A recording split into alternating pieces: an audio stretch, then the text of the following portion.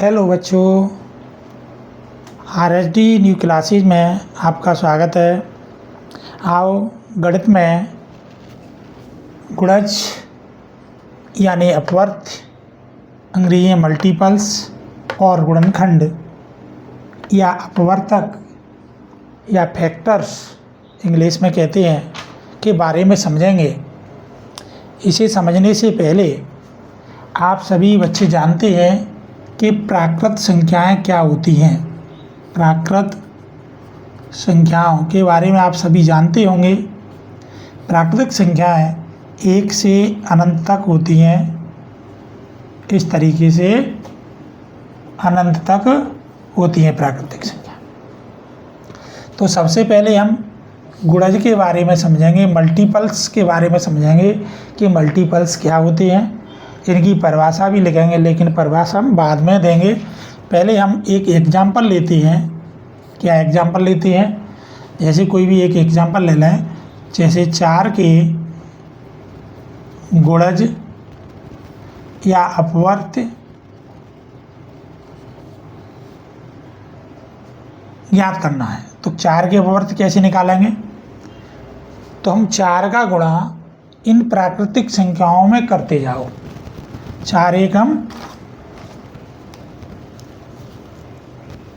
4, 4 दूनी 8, 3 से गुणा करेंगे, 4 तिया 12, 4 चौको 16, 4 पंजे 20। ऐसे और प्राकृतिक संख्याएं और संख्याओं में भी गुणा होता चला जाएगा। इस प्रकार 4 के गुणनखंड जी ज्ञात हो गए, गुणज ज्ञात हो गए। क्या हो गए? गुणज। तो अब यहाँ से आप समझ रहे हैं कि 4 के गुणज कितने निकले? अनंत। कितनी है? अनंत। यानी गुणजों की संख्या अनिश्चित होती है। कितनी होती है? अनिश्चित। और एक और इसमें बात है कि 4 की जो गुणज होती हैं, सबसे छोटा गुणज स्वयं वो संख्या होती है। एक बात और समझिए कि 4 का भाग मैं इन गुणजों में दूं, 4 का भाग इस गुणज में दूंगा तो 4 से विभाजित हो जाएगा। कितनी बार होगा? कि जितनी बार मैंने गुणा किया।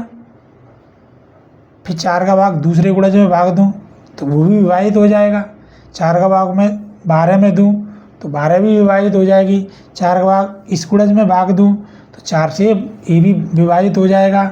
4 का इस गुणज में विभाजित करूं तो ये भी विभाजित हो जाएगा। यानी सेंस हुआ कि 4 से माने जिसके गुणज ज्ञात कर रहे हैं उस संख्या से सभी गुणज विभाजित हो जाते हैं।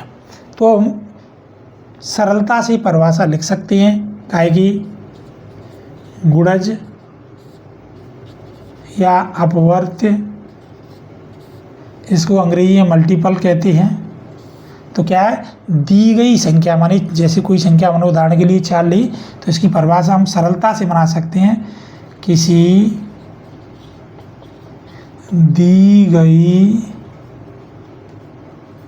संख्या से जो संख्याएं किसी दी गई संख्या से, माने 4 से, जैसे उदाहरण के लिए 4 से जो संख्याएं पूर्णतः विभाजित होती हैं वे सभी संख्याएं क्या कहलाती हैं? गुणज या अपवर्त कहलाती हैं। जैसे यहाँ समझ में आ गया नहीं? देखो, किसी दी गई संख्या माने 4 संख्या ली उदाहरण के लिए, से माने 4 से जो संख्या है पूर्णतः, तो 4 से पूर्णतः विभाजित होने वाली संख्या कौन सी? ये है। इसमें अनंत है। तो सभी संख्या, जितनी संख्याएं जो विभाजित होंगी वे सब 4 के क्या होंगे? गुणज। तो जो संख्याएं पूर्णतः विभाजित होती हैं, तो जी विभाजित होती हैं, वे सभी संख्याएं माने ये सभी संख्याएं गुणज या अपवर्त कहलाती हैं। तो उदाहरण यह है, परिभाषा यह है। इस उदाहरण को यहाँ नीचे लिख लेना। अब आता है गुणनखंड और अपवर्त के बारे में, अपवर्तक के बारे में। तो इसको भी समझने से पहले मैं एक उदाहरण के द्वारा समझाऊंगा। उदाहरण से ठीक से छात्रों की समझ में आ जाता है। उदाहरण मैं दे रहा हूँ, एक एग्जाम्पल ले रहा हूँ। तो जैसे 12 के गुणनखंड ज्ञात करो। गुणनखंडों को अपवर्तक भी कहते हैं, अंग्रेजी में फैक्टर्स कहते हैं। तो ये इसको कैसे सरल करेंगे, तो इसको भी मैं समझने से पहले, हल कराने से पहले मैं बता रहा हूँ कि हमारे पास ये प्राकृतिक संख्या लिखी है, लिखिए सब जानते हैं। तो कोई भी संख्या है, उस संख्या को लो, उस संख्या में प्राकृतिक संख्याओं का भाग दो। जैसे यहाँ समझते हैं, ऐसे ये 12 थी तो पहले क्या का भाग दो, 1 का, तो सर चला जाएगा 1 का भाग।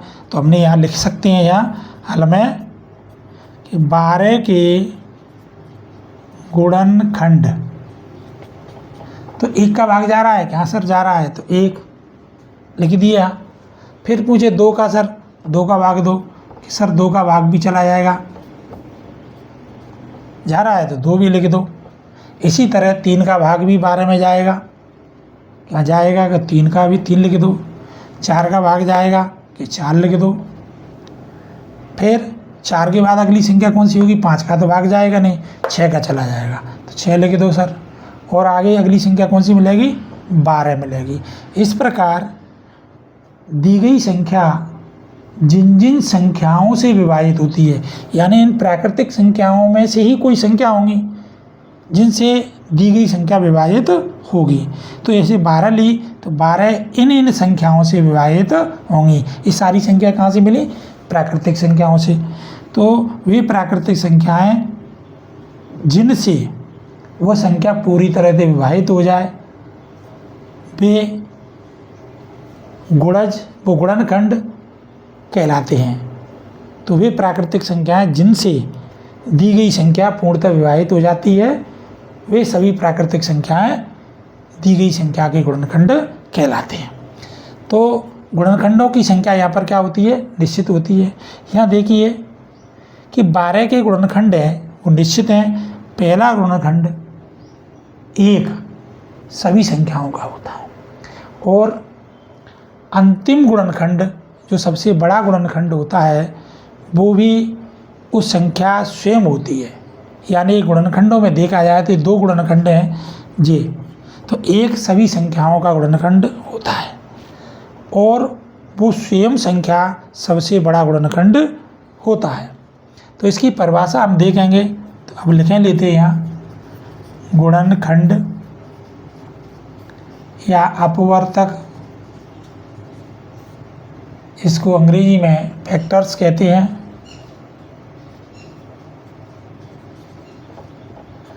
तो परिभाषा सेम इसी की तरह बनाएंगे। किसी दी गई संख्या से की जगह पे को कर देंगे बस जी, को। किसी दी गई संख्या को, यानी जैसे 12 को जो संख्याएं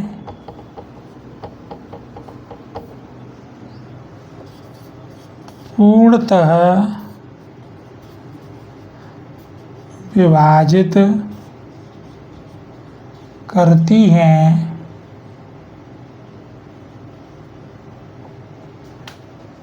वे सभी संख्याएं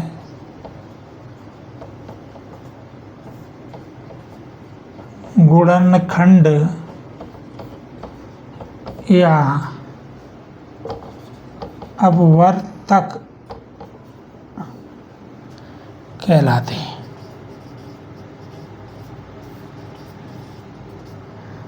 उदाहरण जो ऊपर लिखा है इसको आप नीचे लिख लो, इसको नीचे लिख लो। तो गुणनखंड और गुणज के बारे में सभी छात्रों को समझ में आ गया होगा। इनमें अंतर भी हम समझ सकते हैं कि एक बार और दोहराए देता हूँ कि गुणज की संख्या निश्चित होती है, वो अनिश्चित होती है, गुणनखंडों की संख्या निश्चित होती है और प्रत्येक संख्या का गुणज स्वयं सबसे छोटा गुणज होता है, प्रत्येक संख्या का गुणनखंड सबसे बड़ा होता है। तो इस प्रकार से आप इन परिभाषाओं के आधार पर इनमें अंतर भी समझ सकते हैं और समझता हूँ कि आप सभी छात्रों की समझ में आ गया होगा। आगे फिर मिलते हैं अगले वीडियो में। जय हिंद, जय भारत।